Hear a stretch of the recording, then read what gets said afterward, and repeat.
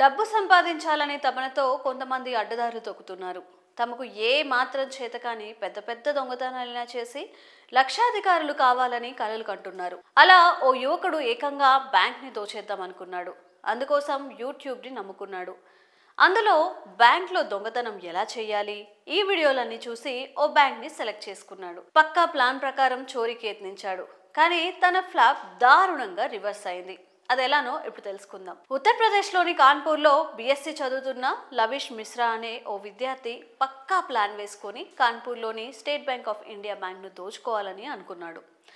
బ్యాంక్ను ఒంటి చేత్తో దోచుకునేందుకు అరచేతి కింద సర్జికల్ బ్లేడ్ను బిగించి తెరిచిన పిస్టల్ కత్తితో బ్యాంక్లోకి ప్రవేశించాడు. అతన్ని సెక్యూరిటీ గార్డ్ అడ్డుకోవడంతో అతనిపై కత్తితో దాడి చేశాడు. సెక్యూరిటీ గార్డ్ పై దాడి చేస్తే బ్యాంక్ మొత్తం భయాందోళనకు గురై అతని కంట్రోల్కి వస్తుందనేది అతని ప్లాన్.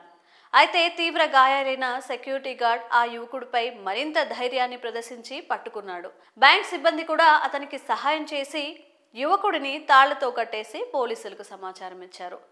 లవిష్ మిశ్రా ఒకరోజు ముందుగానే బ్యాంకుకు వచ్చాడని, అయితే పెద్ద సంఖ్యలో రద్దీ ఉండడంతో ఆ రోజు దొంగతనాన్ని విరమించుకున్నాడని ఏసీపీ రంజిత్ కుమార్ తెలిపారు. పోలీసుల విచారణలో యువకుడు 1కి 2 సార్లు బ్యాంక్ రెక్కీ చేసినట్లుగా తెలిసింది. యువకుడి మొబైల్లో బ్యాంక్ దోపిడీకి సంబంధించిన దాదాపుగా 50 వీడియోలను చూసినట్లుగా పోలీసులు గుర్తించారు.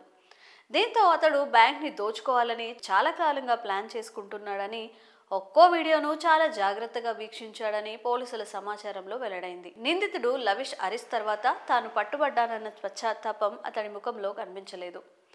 నిందితుడి అన్నయ్య అభయ్ మిశ్రా ఢిల్లీలోని ఓ ప్రైవేట్ కంపెనీలో పనిచేస్తుండగా అతని తండ్రి అవధేష్ మిశ్రా ఓ సాధారణ రైతు. పెద్దగా డబ్బున్న కుటుంబమేమీ కాదు. అయితే డబ్బులు అడిగినప్పుడు తన్ను ఏదో ఒక పని చేయమని తండ్రి చాలాసార్లు చెప్పేవాడని, ఇది నచ్చక దొంగతనాలకు లవిష్ అలవాటు పడి ప్లాన్ చేశాడని కూడా చెప్తున్నారు. ఇలా యూట్యూబ్లో వీడియోలు చేసి పోలీసులకు అడ్డంగా దొరికిపోయాడు. మరి ఈ ఘటనపై మీ అభిప్రాయాలను కామెంట్స్ రూపంలో తెలియజేయండి.